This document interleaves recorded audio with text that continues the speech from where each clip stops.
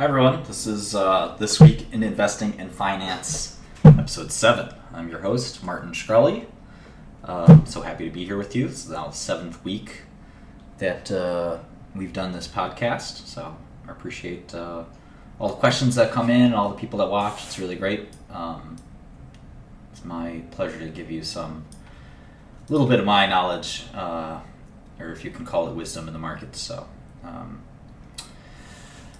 So what happened with the markets? Well, let's see. It was a decent week for everyone. There's some funky things that stood out to me. Bitcoin is on a tear, and we'll talk all about Bitcoin in a second. Crude is not.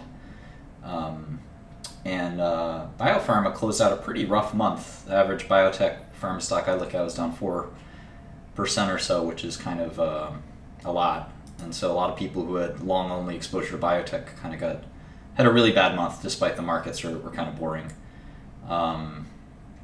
But year to date, at least, biotech is kind of whatever. It's still sort of in line with the markets. Internet stocks and software stocks, especially, just continue to, take over the world. To paraphrase Andreessen Horowitz.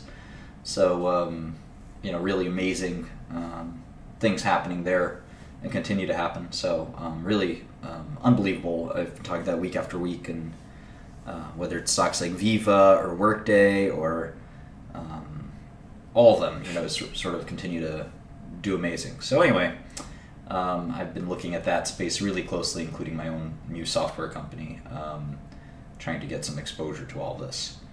So we have to talk about Bitcoin, because everyone asks me every damn week, and it's been a long time coming, and I spent a good amount of time reading about Bitcoin, including over the last few weeks and months, secretly. I even have a Bitcoin address, which I'll need to invest and trade Bitcoin, right? So this isn't too much of a deep dive, so it's not the kind of thing where I'm going to teach you what Bitcoin is and stuff like that. There are a million places that you can do that. That's not my job. My job is I'm an investor, and this is about a show about investing. So I'm going to give you some forecasts and an opinion. But if you want to learn the nitty-gritty of Bitcoin, there's a zillion places to do that. I even have some books in the what I'm reading section that comes later. But some really kind of just definition things. Bitcoin, all might abbreviated BTC here and there, is a currency. And uses a technology called blockchain. And that's, I think, all you need to know more or less as a speculator. I don't think you need to know how it works. I'm not sure that matters that much. And the other sort of semantic thing I want to explain is that you can't invest in Bitcoin. Anybody who says that they're investing in Bitcoin it's sort of misappropriating the word. You speculate on currency. You speculate on its exchange ratio with other currencies. You don't really, in other assets, you don't invest. Investing connotes some kind of exchange for rights, particularly usually in equity. You're not getting any equity in Bitcoin when you buy Bitcoin. You're speculating that the value of Bitcoin will go up. Bitcoin doesn't make anything, just like the euro and dollar don't make anything. When you invest in Apple, you're buying a stake of the company, and the company is making electronics goods. Bitcoin is not an investment. It's a speculative currency. That doesn't mean it's a bad thing, and you'll see that I'm actually concluded I'm rather bullish on Bitcoin, and that I've started buying some Bitcoin. But it's really important to distinguish the two, because commodities and currencies are not investments. They can't be thought of as investments, and I think it's important to sort of consider that. So anytime you hear somebody, I invest in cryptocurrency or something, you can tell them that they're not investing in anything. They're guessing and speculating like the rest of us. So why Bitcoin? Again, I'm not going to go through the technological parts of Bitcoin, but I will tell you that one of the things that amazed me about Bitcoin is the speed at which you can do a transaction. And if you have ever done a wire transaction or done a transaction with some kind of foreign bank, I would tell you that it is almost impossible to do that quickly. There is literally no way to send $1 million around the country quickly. And in Bitcoin, you can do that very quickly. And so the question does become, will banks catch up? And so why would you want to send $1 million very quickly? Well, I remember doing some transactions where I was going to buy, pharmaceuticals, a large amount of pharmaceutical products and things like that. And it really would be nice to be able to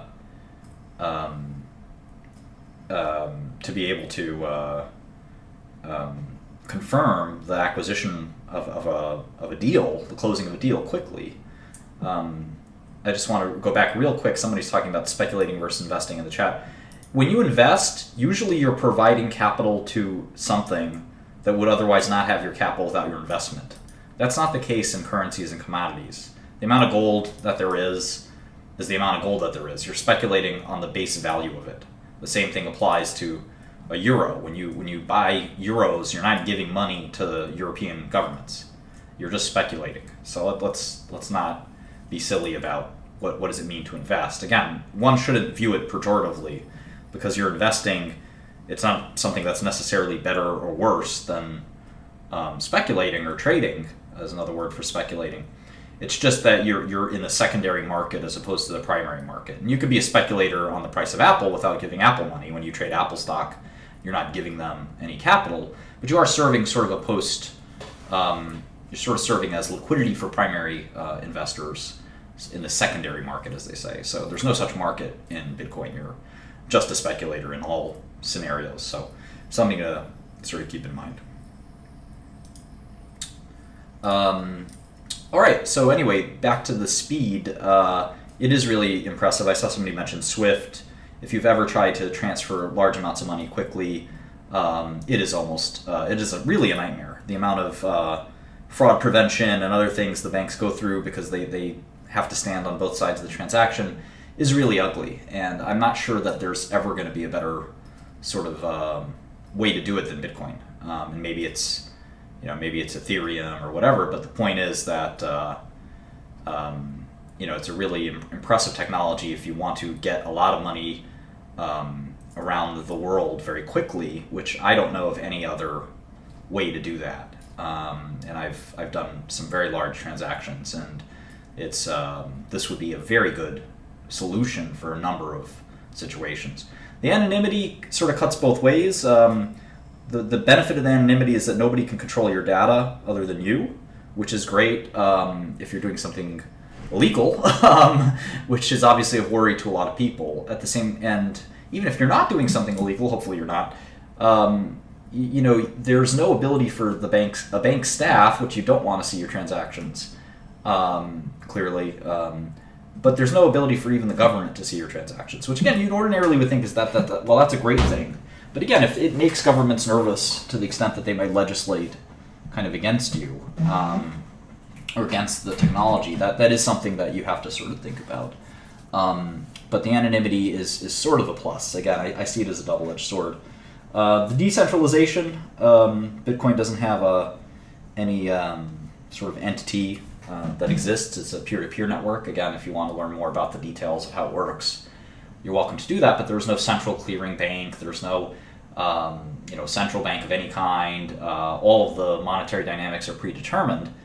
And that's great because the fees are exceptionally low. I will talk about fees in a second because Coinbase's fee is 4%, so that's not exactly low. That's vastly more than almost any other monetary system.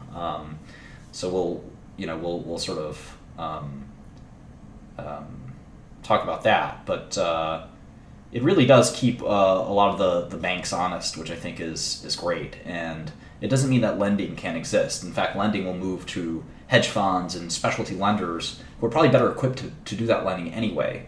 So it's a really, really interesting dynamic that will sort of allow for better situation. But again, will governments sort of start to clamp down on it, or will they embrace it is an enormous question that'll sort of be need to be talked about. So how do we value Bitcoin? And I think if you guys have followed Bitcoin for a while, none of this is too innovative. But one of the ways when I sat down to do it, is I thought about GDP to the monetary base, which can be measured as M0, M1, or M2. It's one of the first things you learn in economics. And so the amount of transactions that occur in a country, in a time, in a period, is sort of basically GDP.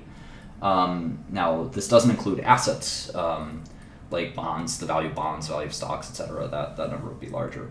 But the monetary base in the U.S. is something like 4 to 5 billion, and the GDP is something like 17 billion. So the ratio is about 4.8x. And for euro, again, I calculated it quickly, but it was around 1.2x, and then we'll do gold in a minute.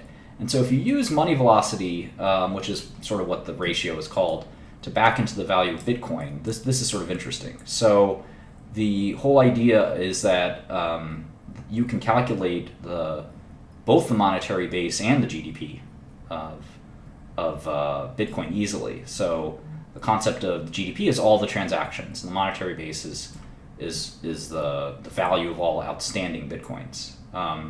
And so if you do that, you can start to sort of think about, well, forecasting, for instance, how many transactions will take place, and then you can back into the monetary base and then divide by 21 million, which is the amount of Bitcoins that exist. You start to get a value that's very attractive. You can transactions are growing 40% year over year. So if you just strip out the fact that the values are rising much faster than that, then you can sort of just strip that out to transactions. And I think transactions will grow at 40% year over year for a while. They've really started to become somewhat stable. But in any event, the point is that you can reverse engineer a price for Bitcoin. And if you do that, the prices are rather favorable. Gold is often, people look at Bitcoin and gold as similar, and they are quite similar. And the value traded of gold in a given year in the futures contracts market is about $36 trillion, which is an enormous number. But all the gold in the world is worth about $8 trillion. And you have that magical ratio of around 4.7x, which is sort of mysteriously interesting. So if you look at the 2016 notional traded value of Bitcoin, the last 30 days run rate is about 200 billion. And if you divide that by 5, that sort of ratio, aggregate Bitcoin should be worth about $40 billion, which it roughly is, which is kind of amazing if you think about it, that it reaches that parity. Now, the whole point of the markets, though, is that we discount the future. And what's interesting here is that you have likely increasing Bitcoin transactions for some time. In fact, I think that we'll go from 200 billion to $1 trillion in notional traded value of Bitcoin very easily. And if we do that and the ratio stays the same, Bitcoin will be worth $10,000 a Bitcoin. And I think that it wouldn't be hard for it to hit that or something much higher. The whole point is that that Bitcoin is extremely useful. And a lot of people, I see some silly questions about intrinsic value. No currency has intrinsic value. That's the important thing to understand about fiat. The only commodities that have intrinsic value are really oil. Gold has no intrinsic value. I think most people agree on that. It's not particularly useful. It has some industrial uses, but they are far, far, far, far, far less than really their value that's priced into the metal. So currencies in general don't have intrinsic value. They're not backed by anything. We used to have something called the gold standard, which is, again, a little laughable because if you back a currency with something that's also has no intrinsic value, you really are back in the place you were. And money by its nature has no value other than its a replacement for work that you can barter for work. And if you guys told me right now that, hey, Martin, I'll send you 10 Bitcoins if you looked at my portfolio and gave me some advice, I'd probably do it. But for half an hour or an hour or so. But the point is that if you told me that you'd ask me to do it for 1 Bitcoin, I might do it just because Bitcoin are interesting me and I want more Bitcoin. But if you said half a Bitcoin or a tenth of a Bitcoin, I'd say that's not worth the barter. And that's the nature of currency, is that it's a barter tool, and that that's sort of the unseen hand that changes the value of currencies. And Bitcoin, the really important thing here is that it's extremely useful, and that at the end of the day, people like Bitcoin because of that. It's not sort of any. It really is a sort of progression of the way we look at money.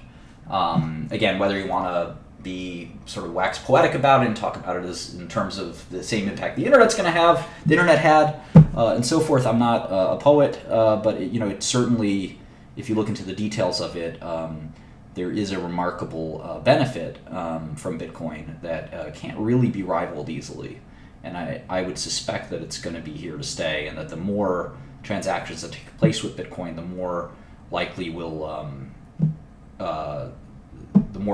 value it at that sort of 4 to 5x ratio, and the more valuable Bitcoin will be. So whether the alternative currencies or coins will show up and do well, nobody knows. Certainly there's no reason why we can't have 3 or 4 of these types of coins. But in any event, I do think it's early days for Bitcoin, and that we could easily see the price go up several fold. So I wish I could buy Bitcoin without a 4% fee. That's a really nasty fee. So I'm going to look for a vendor that'll let me do that. If you guys know of any, feel free to email me at martin@thoughtpatrol.com. I know that there's a lot of vendors out there, but a reliable vendor would be welcome. So I'm bullish on Bitcoin. People have sent me about $20-$30 of Bitcoin. Thank you, all you great strangers. But I'd like to make a real investment in Bitcoin.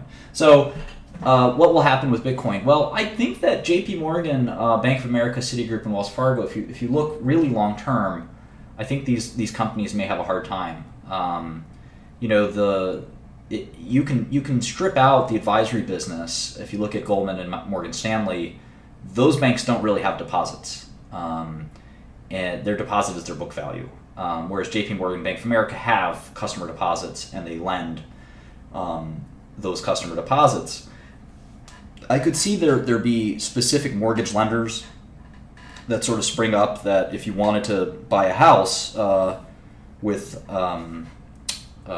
Bitcoin, you could do it with a dedicated mortgage lender. But it could be the kind of thing that you can short.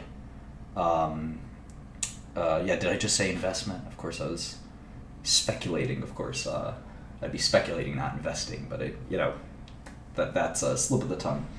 Anyway, the investment banks are different from the full-line banks in that they don't have deposits. So you can actually hedge that out pretty well. And if you wanted to make a really interesting trade, if you're at a top hedge fund and you had to trade billions of dollars, you could do a really fun trade here, shorting J.P. Morgan and Bank of America and going long the traditional investment banks, not the commercial banks, and see what happens. PayPal was supposed to be Bitcoin before Bitcoin happened, and they sort of failed in their goal to do that. So we'll have to see how PayPal kind of thinks about how to live in this world. It may help them, it may hurt them, but it's something that's, I think, pretty interesting. So in general, I really like the idea of Bitcoin. I've enjoyed using it thus far.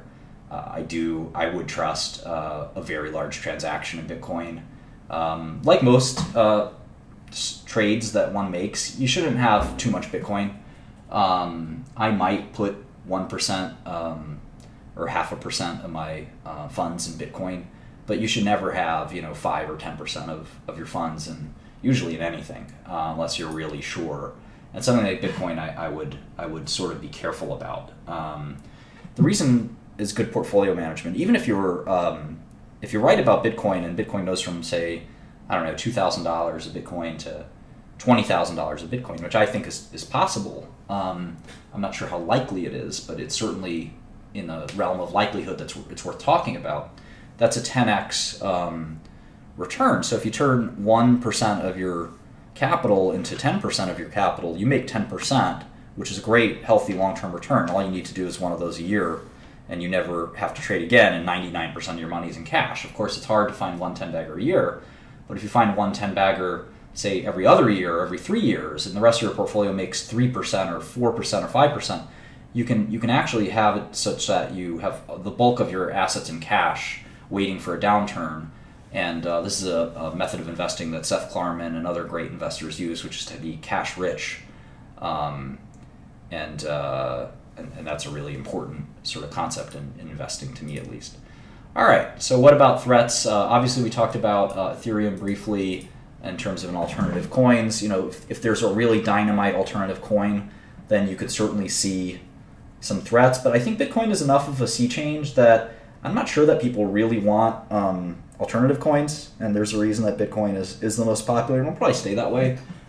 Just as sort of the way I look at disruption and kind of the way disruptive forces work. I don't think there's enough from the other currencies. I think Bitcoin will be the gold standard for some time.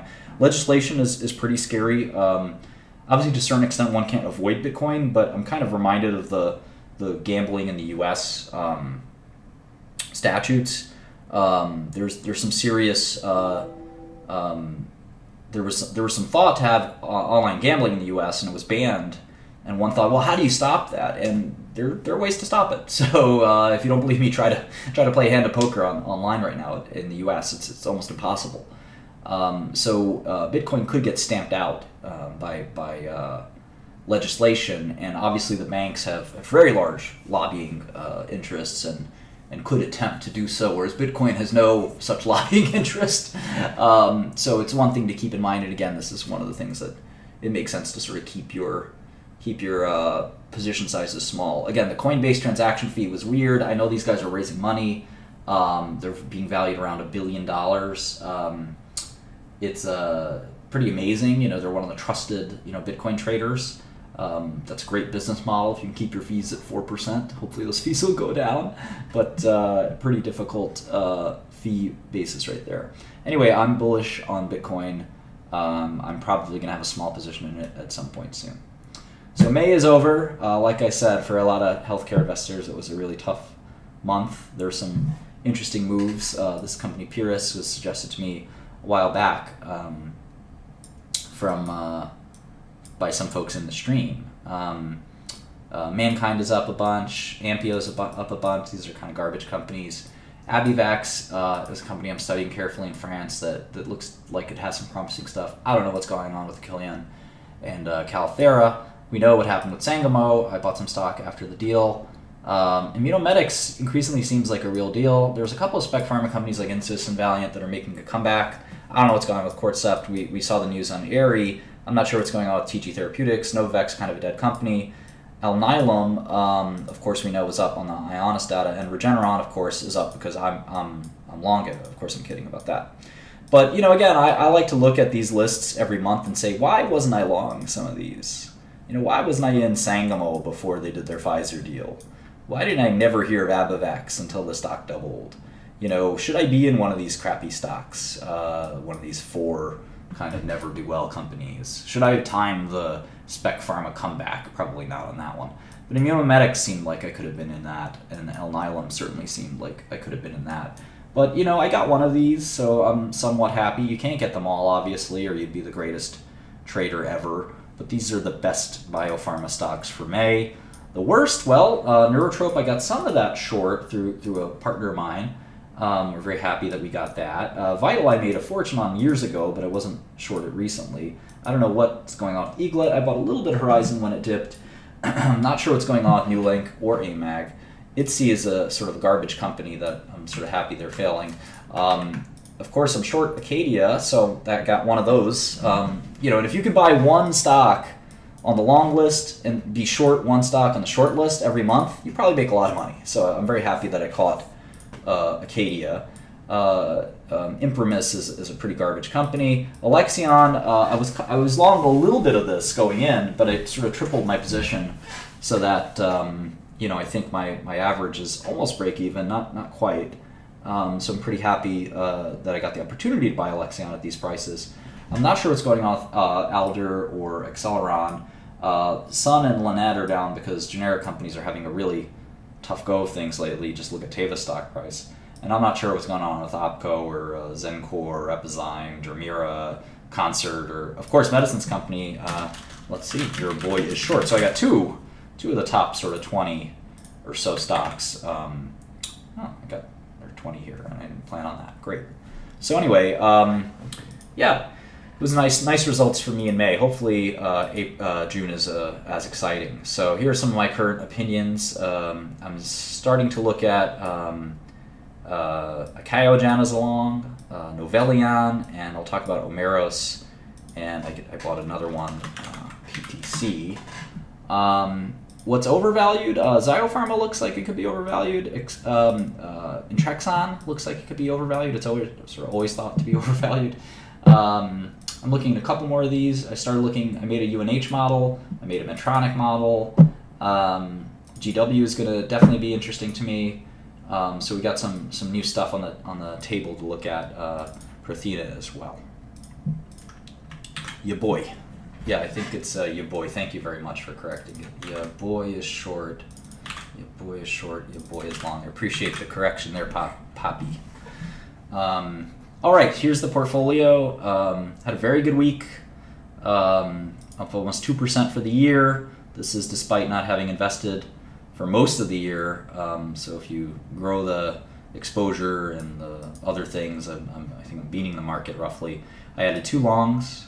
I'm probably going to short biotech index because I really don't like being long, and you can see I'm starting to get kind of long biased, and I'd much rather not be long or exposed to the market. This isn't much exposure, but as I creep up in the gross from 50 to maybe 60 or 70, I want to add some shorts. And if I can't find shorts, what I like to do is just hedge by shorting biotech.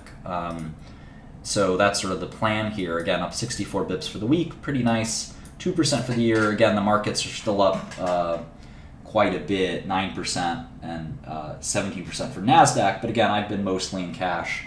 So if you adjust that, you can kind of think about that being a good return. But again, for me, I like to focus on private equity. My startups, Turing and Godel are the way I manage most of my money.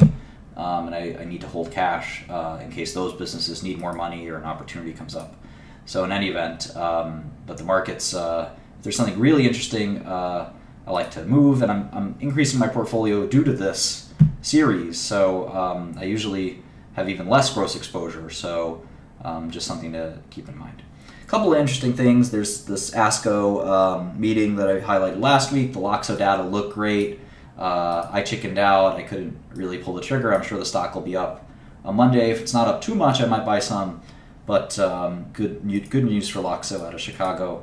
Again, I was too chicken, which I was talking to a friend about this. The stock's $45, and everyone's always disappointed when before flipping a coin and it comes out heads. You say, I didn't bet on heads. I should have bet on heads. I'm such an idiot. But the funny thing is, let's say the payout is $90, so it goes from 45 to 90 if you got it right. But let's say you flipped it and it hits on heads and the stock goes from 45 to 55. Well, it's a lot better bet to buy it at 55, knowing that it landed heads and it stopped rolling and it's right there and it's heads. That's a much better bet than guessing at $45, and you might lose all of it if it lands on tails. So it landed on heads, and it's $55. I'm going to buy it. Again, that math isn't exactly normal for the situation, but it's a good analogy, I think. Roche put out this oak data, which was kind of interesting to me, that they showed that if you keep going with PD-1 suppression, you can get some better results in cancers, which I thought was kind of neat news out of ASCO. The Bristol-Myers data for LAG-3 was not good. I don't know why people thought it was good, but I was not impressed at all, and this is a problem for Bristol-Myers. Some people think it's good. I'm long, so I hope, I hope that people sort of perceive it that way. But I wasn't overly impressed with it at all. And I'm also long Regeneron. Regeneron seems like they're number 2 in the lag race, which is kind of neat. So I'm kind of, and they also have a phase 3 for PD-1. So I don't have any of that stuff in my Regeneron model. So maybe Regeneron has some more upside. I'm sure all of you saw Alexion hired some people for the roles that they fired everyone for. So I don't know what people thought, that because Alexion fired 4 or 5 of their senior people, that they weren't going to hire 4 or 5 more senior people. So as predicted, the CEO, who comes from Baxalta, just hired his old executive team from Baxalta, which is great. Baxalta had a really good outcome. So I'm really excited about Alexion. There was this company called Protagonist, which had this really nice deal, which came kind of out of nowhere. which put Protagonist a little bit on the map. And the New England Journal published this minocycline study in multiple sclerosis, which failed. Again, anytime you take this really old drug, minocycline is an antibiotic, in case you didn't know, should have no impact in multiple sclerosis, which is not an infectious disease. But it was done by academics. Again, no drug company in their right mind would pay to do a minocycline study. It was interesting to sort of see that that study failed, but even the New England Journal was trying to sort of couch it as a positive study, which it was not. But I thought that was an interesting clinical trial. In tech, not a whole lot going on there that I can talk about that is different from what you could read just reading the Wall Street Journal. But there's an instant recharging technology, which would be really neat for phones or for cars, such that you could just charge your, but you'd have to pay extra, of course, for electricity, but you could completely recharge your phone or device, car even, immediately, like a gas tank almost, without recharging over time, which is really cool. Hopefully that technology gets commercialized someday. Ambrosia is a parabiosis startup. Parabiosis is where you take the blood or the organs of a younger organism and transfer them to that of an older organism, hoping that the youth generative properties of the younger organism will transfer over. And we've seen parabiosis successful in mice. In fact, I hired a great PhD researcher a while back who did a bunch of parabiosis papers, including one in Nature at UC Berkeley. And anyway, this company called Ambrosia is selling young blood, literally young blood, to older people, presumably, who want to buy this blood for $8,000. And then you can get it infused through IV. So if any of you are interested, go look up Ambrosia. But I do think that parabiosis is real. I know there's Peter Thiel and a number of other startups thinking about it. But pretty amazing technology there and kind of interesting. Chrome, the Google browser, which brought us V8 and really revolutionized the web, with which a lot of people don't understand exactly what it did. They're actually deprecating a WebAssembly competitor, and they are going with WebAssembly, which is pretty interesting news for people in technology and software. Chrome really did change the game for sort of moving into software as a service and allowing the browser to have enough horsepower for real apps. So, I think that'll continue, and the idea of WebAssembly being kind of that last mile, if you will, that we need to traverse to have true web native operating system access with respect to the processor, at least. WebAssembly is finally won over, I guess, the people at Google. But they've been part of both. They've had their hands in WebAssembly as well. Anyway, Toyota had a flying car that crashed, but again, it is interesting to see all these companies really excited about flying cars. Between that and autonomous vehicles and blockchain, there's plenty for tech investors to be interested in for the next 50 or 100 years. So, it'll be interesting. Speaking of cars, we're going to go into a Tesla deep dive, or semi-deep dive. So I appreciate everybody paying attention to this, but I hear every day for the last 6 months that Tesla's this great short, and a bunch of you asked by email for me to look at Tesla. And viscerally, of course, I sit there and say, oh yeah, that sounds like a great short, they're losing money, etc. But after doing some homework, I will tell you that Tesla is not a short, at least from what I can see. And we'll talk about that in a minute. But, it does remind me of one of the concepts I talk about in my speaking tour, which is the nature of intuition betraying logic. And your intuition is that, Tesla has to be this great short because of their negative 50% margins, their gigantic debt load, et cetera, et cetera. And all that is very intuitive. GM can just do whatever they're doing, etc. But none of that is logical. None of that really is part of hardcore reasoning. And I've learned over many, many years of self-deprecation and flagellation that one has to be really sober and think really carefully when thinking about investments. And it's hard to do. We get emotional. Maybe some of us don't want Elon Musk to win. We would love to see the smirk on his face wiped off. But reality is different. And so I'm going to pull up my model here for Tesla, and we're going to talk about it. But some of the quick takeaways is that I think the 500,000 units of Model 3 will more or less sell out immediately, though the company will be capacity constrained. And what I think the market doesn't understand, sort of two or three big things here, which is that I think Tesla could easily do 1 million annual units, which is double that of what they're trying to do for 2018, which is right around the corner. And I think what people don't understand is that is such a small market share of auto shipments that I'm very surprised that the market doesn't understand this. It's a great car. People love the car. If you ever talk to anybody who has a Tesla, they rant and rave about it. It really transcends what it means to own a car. And I think that ultimately the market's forgetting the lesson of Apple, which is that when you have a product that people love and they think about and they brand differently, as Buffett told a good friend of mine, he said, I like products that people think about with a different part of their brain. This is not a well-known Buffett saying, but he told a friend of mine who's one of the senior people at one of his companies, one of the big Buffett, I think Coca-Cola type of investment Buffett has. And if you think about Tesla, that is really the way people think about the car, is that it's a totally different part of their brain, that you stop thinking about the cost of the product and et cetera, and you really just say, I love this thing. And great design in essence is sort of part of the brand. And if you think about the iPhone or whatever else, great design comes with a premium, and great design means that a company like Tesla can go from 0% to 5 or 10% of the global car business. Has plenty of room for another player. And Tesla has the capital. They've raised billions of dollars in the snap of a finger, calling Goldman or Morgan Stanley.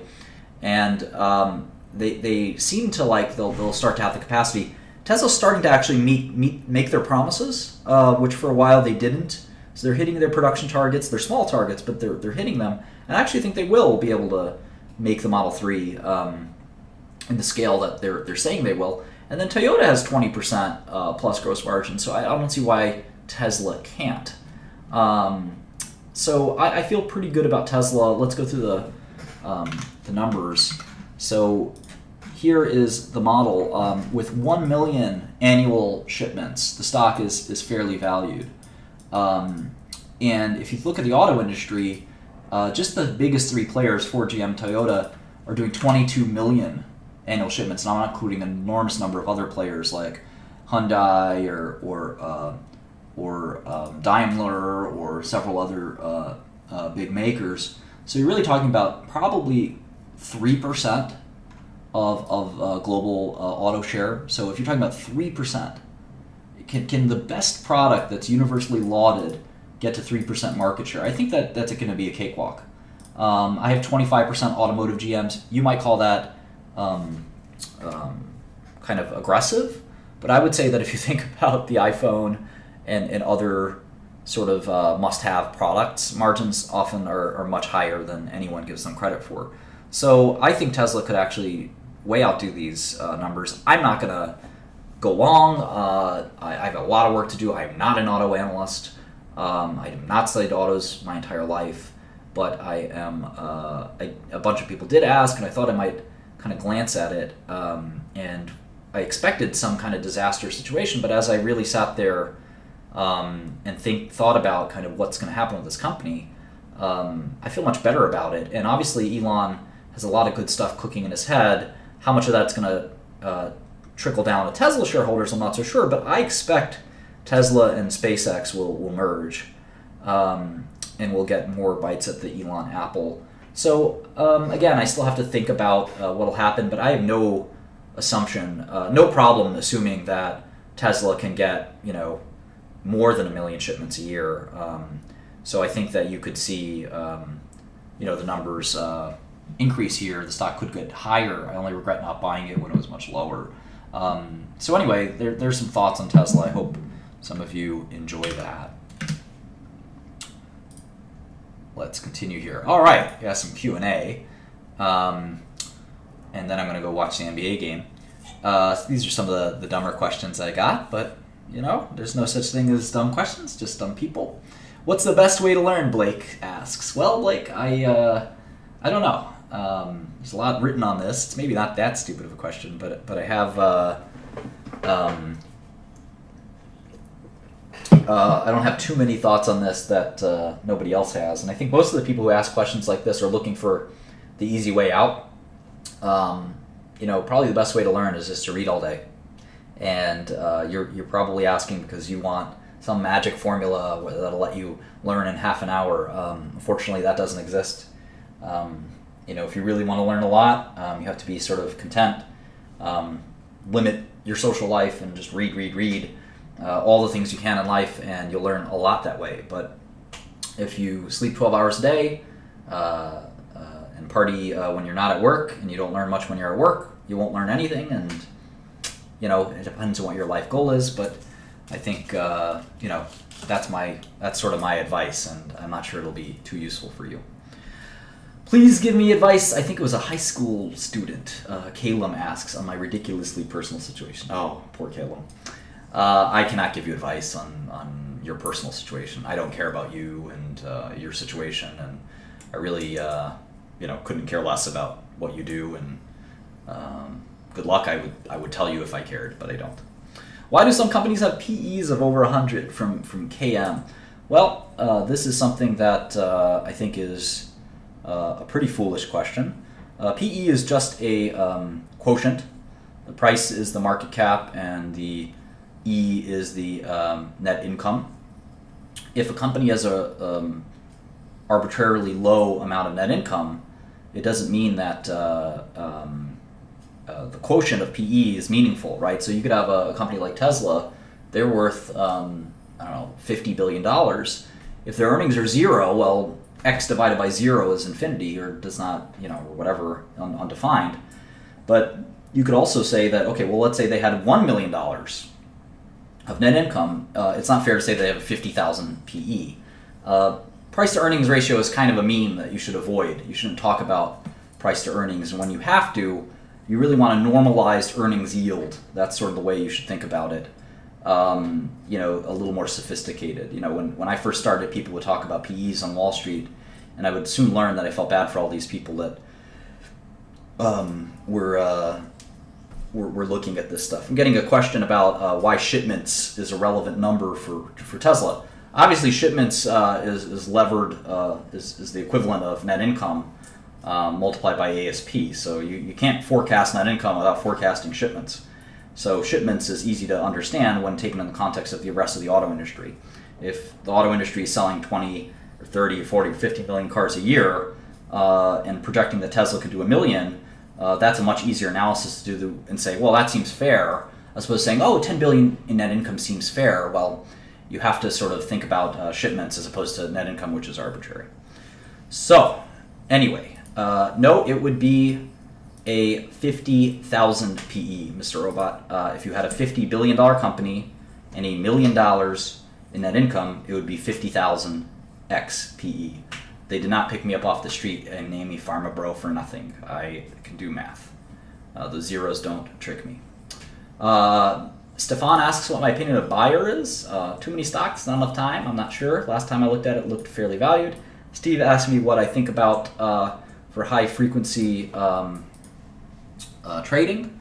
I hope they make it illegal, but I don't really have too strong of an opinion. Gary asked about crude. I agree with Gary's thesis. He wrote this long thing about why crude's long. What do I know about commodities, though? I can't really tell you. Johannes and Rail asked me about Tesla, and I started to think about responding, and I said, gee, I think this is such a short, and then I said, you know what, let me go do some research. And so that's sort of the obvious sort of way to do that. Priceline, Peter, I could not tell you. Gilead, what would you do strategically if you're the CEO, asks Ty. Well, they became one of the world's biggest biotech pharma companies for a reason. They bought Pharmasset, they're patient. I don't think they're doing anything wrong. They're building their base business, so keep going. Chris asks about psilocybin. For depression, I think ketamine's better. Aaron asked a really fun and interesting question. Said, who's number one for the CEO that should focus on shareholders, bondholders, employees, or customers? I really don't know. If you focus too much on your customers, you probably are going to disappoint your shareholders. If you focus too much on your employees, you're probably going to disappoint both your shareholders and your customers. I think you have to balance all your stakeholders fairly, which is very difficult because all of them are super demanding, as they should be. Again, asks a theoretical, philosophical question: what's more important, R&D or sales and marketing? Again, it's sort of one of these questions that doesn't have an answer. I love questions that don't have answers because they frame analytically a framework to think about a way to see the present situation through different lenses. Dhruv asks about life extension. I don't think that drug companies will focus on it specifically, and they accomplish much the same by focusing on illnesses, late-stage life illnesses like cancer. So I don't know. There's no incentive right now, so I think they'll sort of avoid that. All right. A couple things I'm reading. I would read the Satoshi wrote under pseudonym. We think Satoshi's a pseudonym. The 9-page Bitcoin paper. I would read it. Everything makes sense after one page. There's a few books I've been reading about cryptocurrency or whatever you want to call it. And then I've been reading the J Compute Chem, or Journal of Computational Chemistry, which Wiley puts out, I think 4 times a year. And for fun, I'm reading this chess training pocketbook, which looks pretty good, from Lev Albert. For some reason, Lev Albert is this old chess player, and he's got some